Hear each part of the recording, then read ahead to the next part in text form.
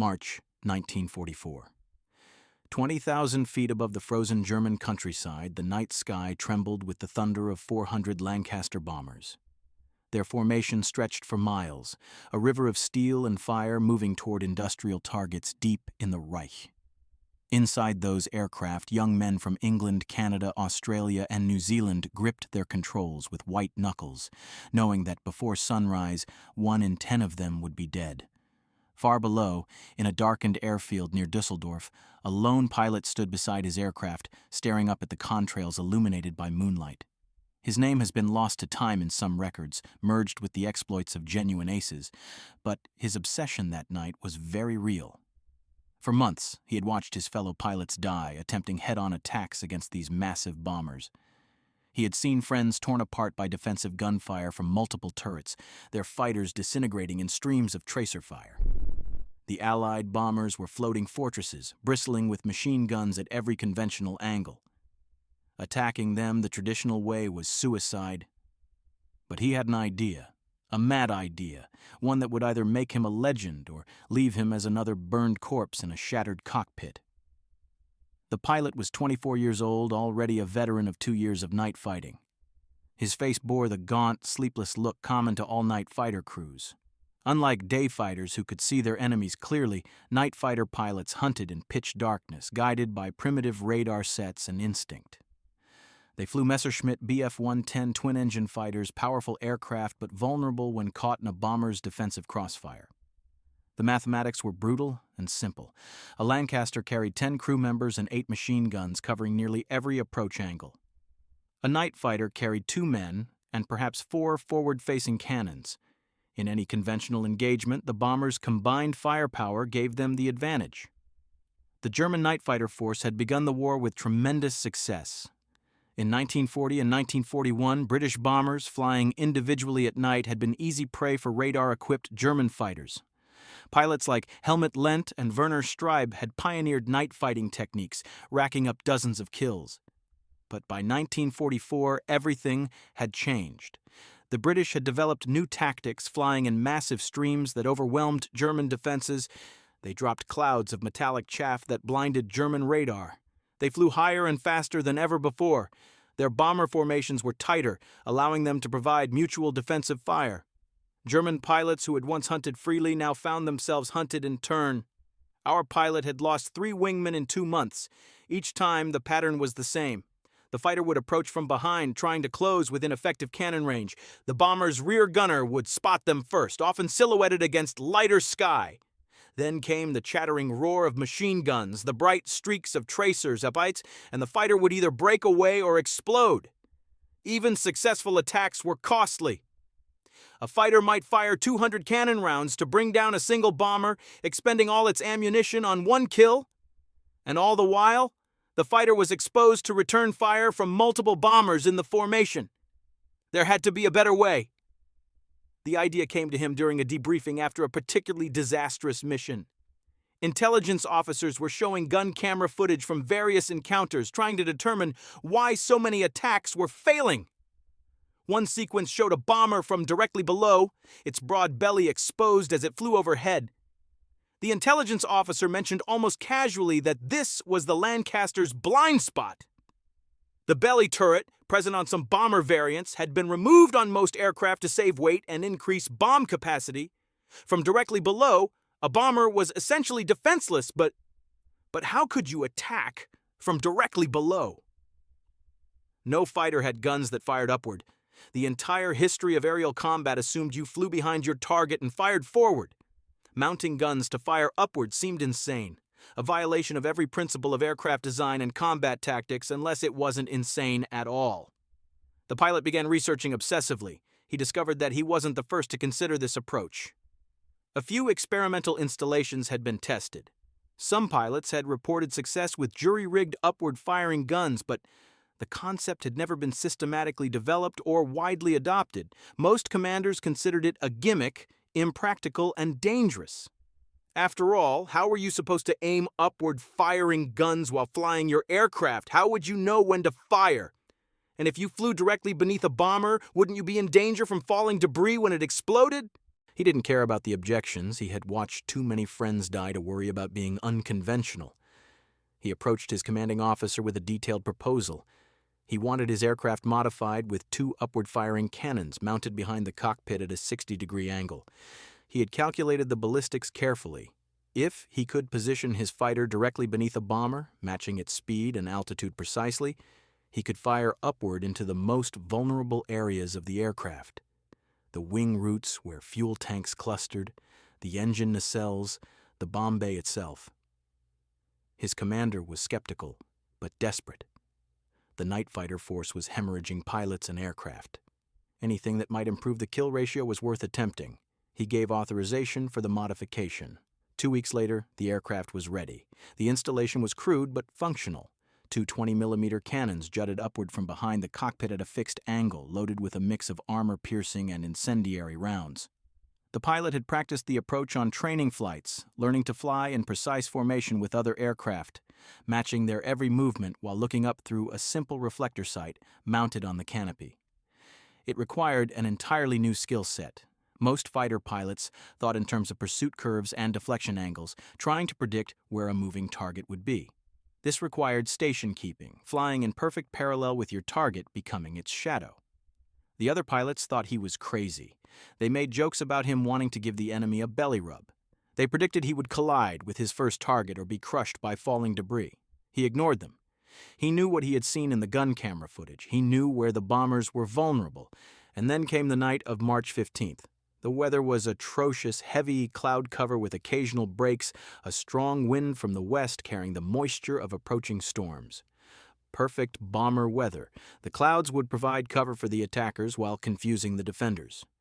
British intelligence had been monitoring German fighter frequencies, and they knew that bad weather significantly reduced interception rates. The Allied command was throwing everything they had at industrial targets in the Ruhr Valley, betting that sheer numbers would overwhelm German defenses. The sirens began wailing at 9:30 in the evening. Within minutes, radar stations along the coast were reporting massive formations inbound. 400 bombers, possibly more, moving in a stream 70 miles long. The German fighter controller scrambled every available aircraft. Our pilot climbed into his modified Bf-110, his hands steady despite the adrenaline coursing through him. His radar operator, a quiet man named Weber who had survived 23 combat missions, settled into the rear seat. Weber had initially been horrified by the modification, convinced it would get them both killed. But he had learned to trust his pilot's instincts. They took off into the darkness, climbing through layers of cloud, guided by ground controllers tracking the bomber stream. The radio crackled with terse commands and position reports. The controller's voice was tight with stress. The bomber stream was enormous, the largest raid of the month. German fighters were already engaging the lead elements, but the bomber formations were so tight and well defended that interception rates were abysmal. Fighters were being shot down faster than they could claim kills. At 18,000 feet, they broke through the cloud layer into clear air. Above them, the sky was alive with aircraft. Condensation trails drew chalk lines across the starfield. In the distance, perhaps 10 miles ahead, bright flashes marked where bombers were dropping their payloads or where fighters and bombers were exchanging fire. The whole scene had a strange, terrible beauty, like watching a thunderstorm made of steel and fire. Weber's radar screen showed multiple contacts. The bomber stream was so dense that individual aircraft merged into a continuous blob on the display. They were flying parallel to the stream now, about 5 miles offset, looking for an opportunity to approach.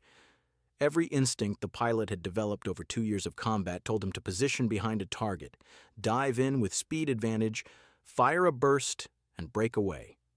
But he forced himself to ignore those instincts. He was going to try something different, something that might just work. He spotted his first target visually before Weber confirmed it on radar. A Lancaster, slightly separated from the main formation, perhaps 1,000 feet below them and half a mile ahead. The bomber crew had probably gotten lost in the clouds and was now trying to rejoin the stream. An isolated bomber was every night fighter's dream. No mutual support from other aircraft, no coordinated defensive fire. Just one aircraft against one fighter, except this pilot wasn't going to attack the way the Lancaster crew expected. He rolled inverted and pulled the nose down, bleeding off altitude while accelerating to match the bomber's speed. Weber watched in nervous silence as they descended. They were committed now. Every other German fighter in the sky was attacking from behind or from the sides, trying to rake bombers with forward-firing guns. They were going to slide underneath and attack from the blind spot below. The Lancaster grew larger as they closed the distance. The pilot could see incredible detail now. The dull black paint designed to make the bomber invisible at night, the clear dome of the tail gun position, the gunner swiveling his turret back and forth, searching for threats. The four massive engines, their exhausts glowing cherry red in the darkness. The bomber was a machine of terrifying size and power, loaded with 7,000 pounds of bombs, crewed by 7 men who had no idea that death was approaching from directly beneath them. The pilot eased his fighter into position, 50 feet below and slightly behind the Lancaster, matching its speed exactly. This was the most dangerous part. He was flying in formation with an enemy aircraft, close enough that any violent maneuver by either plane could cause a collision. His eyes flickered between the bomber above and his instruments, making tiny corrections to throttle and stick. The Bf-110 rocked in the Lancaster's wake turbulence, but he held it steady. Through the reflector sight mounted on his canopy, he could see the bomber's belly illuminated by moonlight. The bomb bay doors were closed, dark rectangles against the black paint.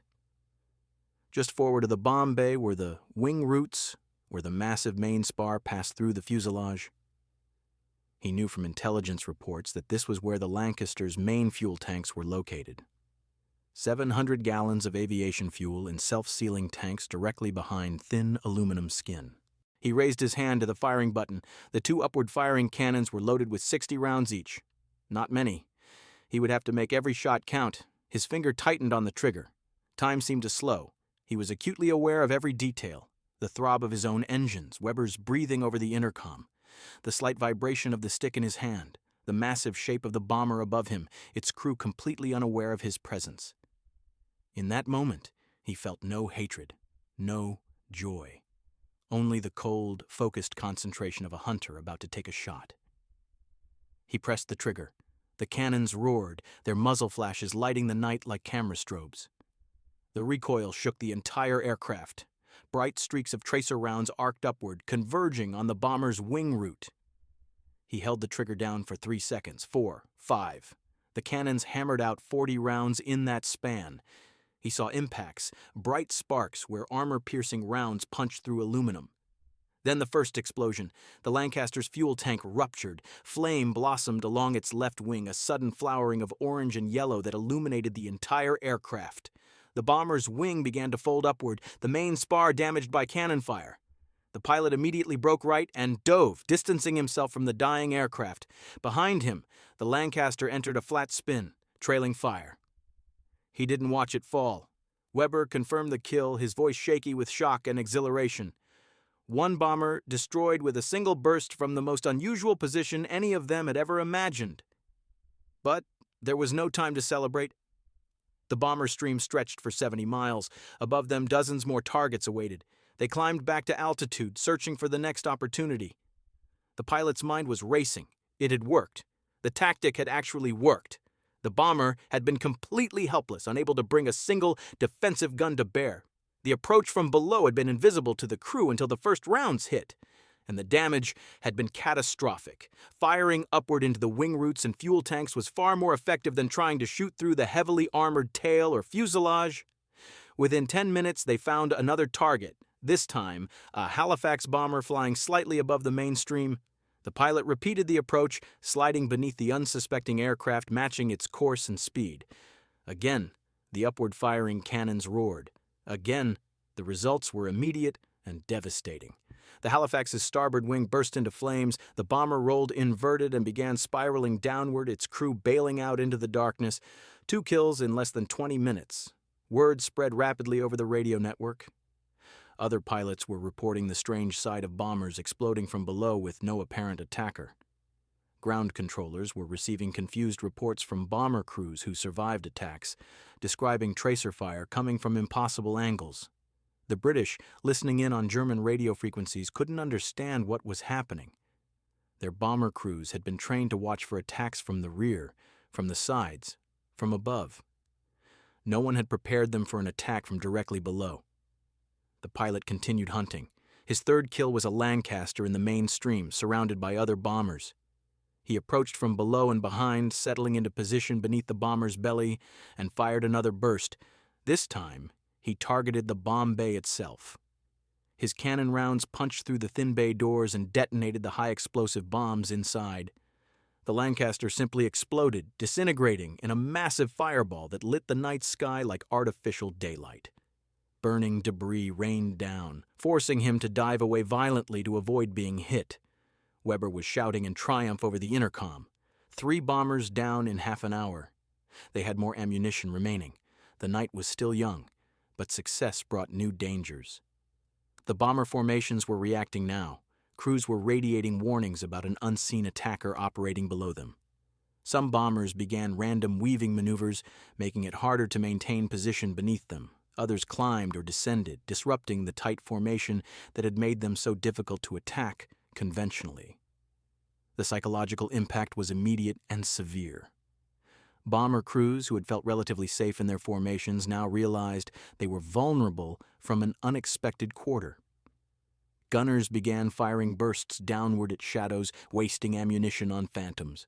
The pilot pressed his advantage. His 4th kill was another Lancaster that had broken formation to take evasive action, making it easier to isolate and attack. His 5th was a Halifax whose pilot had descended too low, separating from the protective envelope of the mainstream. Each attack followed the same pattern. Approach from below, match speed and altitude. Fire a short, precise burst into the wing roots or engines, watch the target explode or catch fire. Break away before debris could damage your own aircraft. By midnight, he had destroyed 7 bombers. Weber had stopped cheering. The radar operator sat in silence, overwhelmed by what he was witnessing. 7 aircraft destroyed, perhaps 40 or 50 men killed or forced to bail out over hostile territory. All from a tactic that most commanders had dismissed as impractical and dangerous, but the pilot's fuel was running low. The Bf-110 was a heavy aircraft with limited range when flown at full combat power. They would need to return to base, refuel, and rearm, then launch again if the raid was still in progress. He turned back toward Dusseldorf, descending through the cloud layers, already planning his next sortie.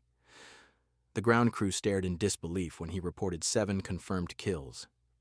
7 most successful night fighter pilots were happy to claim 2 kills in a single night. 7 was an almost unthinkable achievement.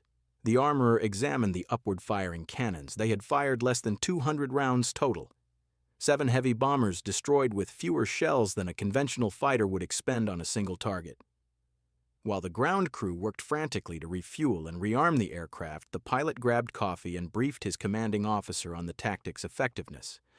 The commander listened, his face a mixture of shock and grim satisfaction. He immediately ordered several other aircraft to be modified with upward-firing guns.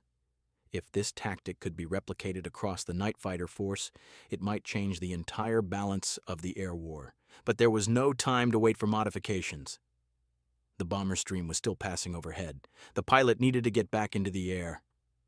20 minutes later, he was climbing back through the clouds. The raid was entering its final phase. The lead bombers had already dropped their payloads and were turning for home, but the stream was so long that aircraft were still crossing the German coast, heading inland toward their targets. The sky remained crowded with hostile aircraft, and below, in the darkness, 1 German fighter prepared to continue its deadly harvest. The second sortie was different from the first. The element of surprise was gone. British bomber crews had been warned about attacks from below. Many aircraft were now flying with bomb bay doors partially open so the bomb aimer could watch for threats underneath. Some crews were dropping photo flash bombs randomly, hoping the sudden bright light would illuminate any fighter lurking beneath them. The tactics were evolving in real time, the eternal cycle of measure and countermeasure that characterized all warfare. But the pilot had also learned from his first sortie. He realized that the most vulnerable moment was immediately after the bombers released their payloads. The sudden loss of 7,000 pounds caused the aircraft to rise slightly and lose speed. For a few seconds, the bomber would be unstable, its crew focused on confirming the bombs had released properly rather than scanning for threats. That was the moment to strike. He found a formation of Lancasters approaching their target, a synthetic oil plant near Gelsenkirchen. The plant was already burning from earlier attacks, flames visible from 20 miles away. The bombers were flying straight and level now, their bomb aimers guiding them toward the release point. He positioned himself 1,000 feet below the formation, watching and waiting. The first Lancaster released its bombs. He saw the dark shapes tumbling away, watched the aircraft rise slightly. He advanced throttle and climbed rapidly, sliding beneath the bomber as it began its turn away from the target. The upward-firing cannon spoke again. The Lancaster's port wing erupted in flames. 8 kills. Before the burning bomber had even fallen away, he had positioned beneath the next aircraft in the formation. Another burst, another catastrophic hit to the fuel tanks. The bomber broke apart in mid-air, its fuselage severed by internal explosions. 9 kills. The formation scattered in panic. Bombers peeled away in all directions, abandoning their tight defensive formation in favor of individual survival. This was exactly what the pilot wanted. Isolated bombers were easier targets. He selected a Halifax that had descended and turned south, its pilot trying to escape back toward the coast. He followed, stalking his prey through the darkness. The Halifax rear gunner never saw him approach from below. The upward-firing cannons fired one more time. The bomber's starboard wing folded back, snapping at the wing root. 10 kills. Weber's voice over the intercom was barely a whisper. 10 confirmed kills in a single night. It was unprecedented. No German pilot had ever achieved such a score in one mission. The closest comparison was to the great day fighter aces like Erich Hartmann or Gerhard Barkhorn, but even they had needed multiple missions to reach double digits. Our pilot had done it in 2 sorties across perhaps 3 hours of actual combat time. But he wasn't done yet. Over the next hour, he continued hunting along the bomber stream's return route. Damaged bombers, stragglers, aircraft that had gotten lost or suffered mechanical failures all became targets. His 11th kill was a Lancaster with one engine already dead, limping back toward England at reduced altitude. His 12th was a Halifax that had taken damage from flak and was flying alone, separated from the mainstream. His 13th kill involved a brutal pursuit of a Lancaster whose pilot had spotted the night fighter and taken evasive action, throwing his aircraft into violent banks and turns. The chase lasted 10 minutes and covered 30 miles before the pilot finally maneuvered into position and delivered the killing burst. 14, 15, 16, the kills became almost mechanical. Approach from below, match course and speed, fire, break away, find the next target. His cannons were designed to fire in short bursts to prevent overheating, and he used them with surgical precision. 3 to 5 seconds of fire per attack, 40 to 60 rounds expended, enough to set fuel tanks ablaze or sever crucial structural components. No wasted ammunition, no unnecessary risks. The bomber crews were transmitting frantic warnings now. Some aircraft began flying at maximum altitude, where the thinner air would make it harder for fighters to operate. Others flew as low as possible, hoping to use ground terrain as cover. Some crews simply jettisoned their bombs early and ran for home at full speed, abandoning their mission in favor of survival. The psychological impact was spreading throughout the bomber stream. An invisible killer was stalking them from below, and there seemed to be no defense against it. By 2 a.m, the bomber stream had passed. The last aircraft were crossing back over the German coast, heading out over the North Sea toward England. The pilot had expended all his ammunition. His fuel gauge showed reserves just adequate to reach base with a small margin. Weber was exhausted, slumped in the rear seat, barely speaking. They had been airborne for nearly 6 hours across 2 sorties. The pilot turned back toward Düsseldorf, descending through the early morning darkness. Below him, Germany was still burning from the night's raid. Dozens of fires marked where bombs had fallen, but mixed with those fires were the crash sites of downed bombers scattered across the landscape like broken toys. Some of those crashes were his doing, many were not. Other fighters had been successful tonight, though none had approached his tally. As they flew back, he continued hunting almost on autopilot. His eyes scanned the sky ahead, searching for targets even though his ammunition was exhausted. And then he saw it. One final bomber, alone and crippled, flying northeast instead of west. The aircraft had obviously become disoriented, perhaps damaged by flak or a previous fighter attack. It was heading deeper into Germany rather than toward England, its crew perhaps dead or incapacitated at the controls. He moved in close to identify it. A Lancaster, one engine dead, another trailing smoke. The aircraft was flying slowly and unsteadily, descending gradually. He could see damage to the tail section and one wing. This bomber would never make it home even if its crew managed to turn around. It was already dead, just taking time to fall. But something made him stay with the crippled bomber, perhaps curiosity about who these men were that he had been fighting all night, perhaps simple humanity breaking through the combat conditioning. He flew alongside the Lancaster in formation, close enough to see details. The rear gunner's turret was empty, either the gunner dead or the hydraulics damaged. Through the windows, he could see shadowy figures moving in the cockpit. The crew was still alive, still fighting their dying aircraft. He thought about firing his remaining ammunition into the bomber, finishing it off. But he had none left. His cannons were empty. He could only watch as the Lancaster continued its slow descent toward German territory. In a few minutes it would crash or the crew would bail out. Either way, these men's war was over. The pilot broke away and returned to base. He didn't claim that final bomber as a kill. It seemed wrong somehow, counting an aircraft he hadn't shot down, even though it was clearly doomed. He had achieved enough this night. When he landed, dawn was breaking. The ground crew counted the cannon barrels, nearly all ammunition expended across both sorties. The intelligence officer debriefed him for over an hour, trying to understand exactly how the tactic worked and whether it could be taught to other pilots. Gun camera footage confirmed 16 definite kills and 3 probables. Some of the kills had been witnessed by other pilots or by ground observers. The numbers were staggering, but even as the pilot tried to explain his methods, he knew something had changed. The tactic would spread, other pilots would adopt upward-firing guns, the British would develop countermeasures, perhaps installing belly turrets again or flying in different formations. What had worked perfectly tonight would become progressively less effective as both sides adapted. That was the nature of aerial warfare. Every advantage was temporary. Every innovation prompted a counter-innovation. In the days that followed, the pilot's achievement became legendary within the German night fighter force. The tactic of Schräge Musik, or jazz music as pilots called it, spread rapidly. Aircraft were modified with upward-firing guns. Pilots trained to fly in formation beneath enemy bombers. The technique was refined and standardized. Other pilots achieved spectacular successes using the same approach.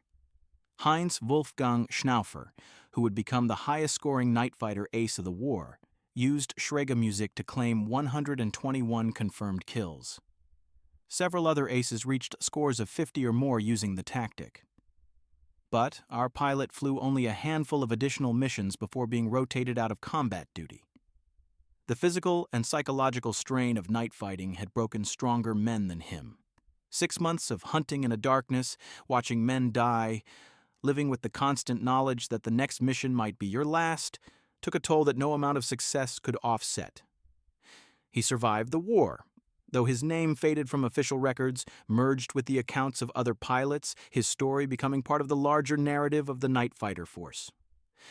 The British eventually learned about Schräge Musik, though it took months for them to understand fully what was happening. Intelligence officers interviewed survivors from bomber crews who had bailed out after attacks from below. They examined wreckage and noted the unusual upward trajectory of cannon damage. Eventually, they developed countermeasures. Some bombers were fitted with downward-facing warning radar. Crews were trained to watch for fighters approaching from below. Formation flying became more disciplined. The defensive advantage shifted back and forth as the air war evolved.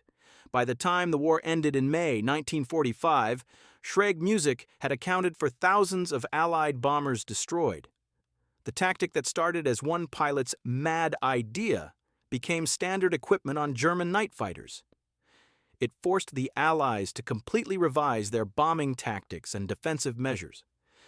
It demonstrated how a single innovation, properly executed, could temporarily shift the balance in a conflict where both sides possessed roughly equivalent technology and training.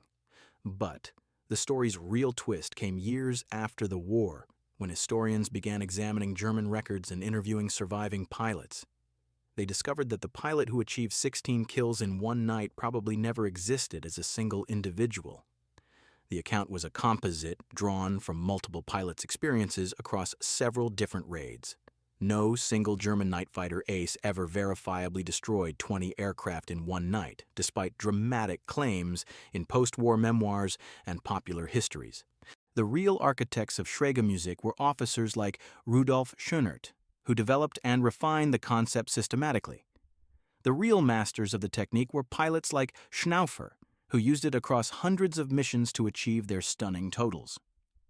The dramatic single-night massacre was almost certainly a myth, or at best, a severe exaggeration combining multiple pilots' successes into one narrative.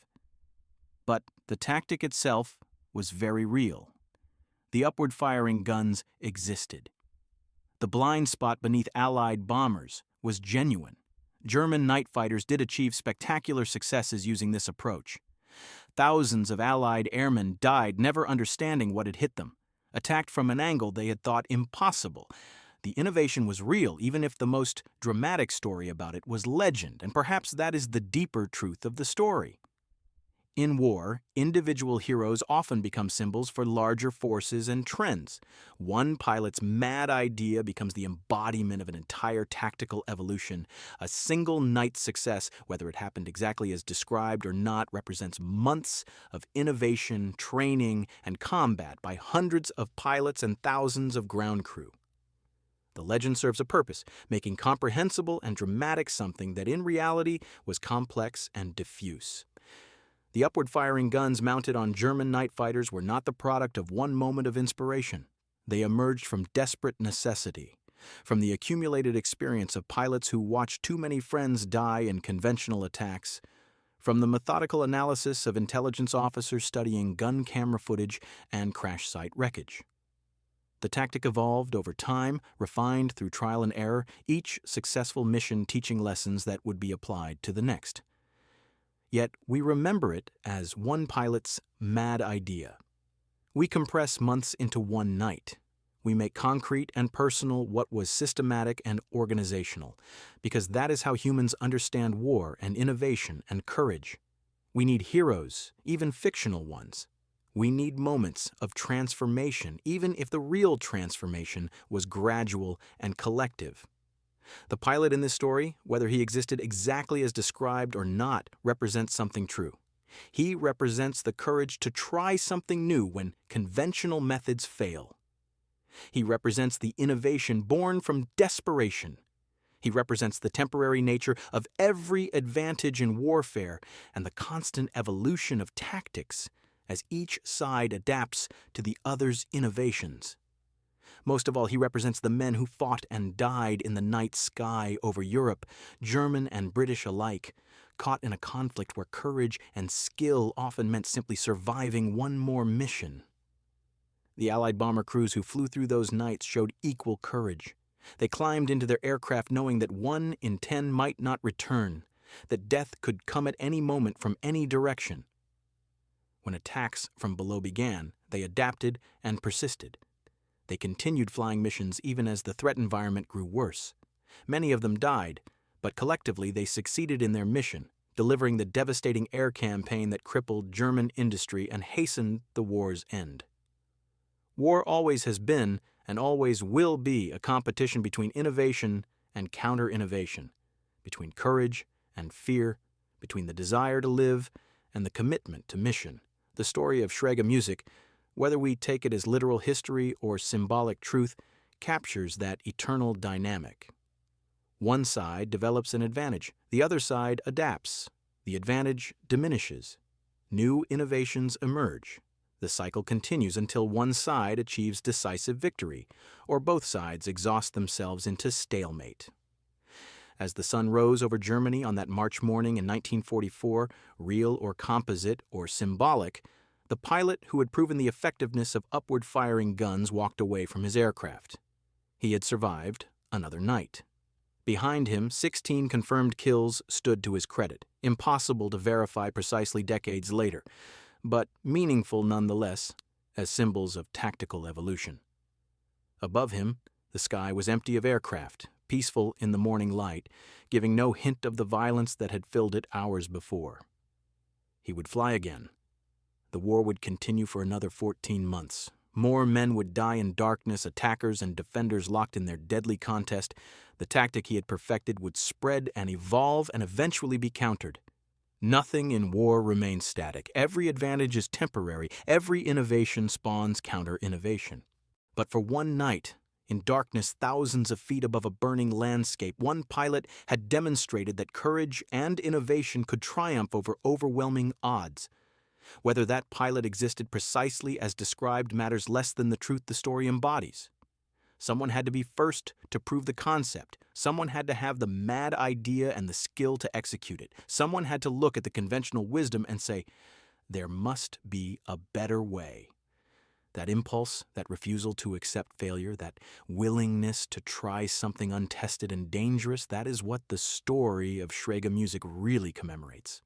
Not one pilot, not one night, but the eternal human capacity to adapt, to innovate, to find new solutions to old problems.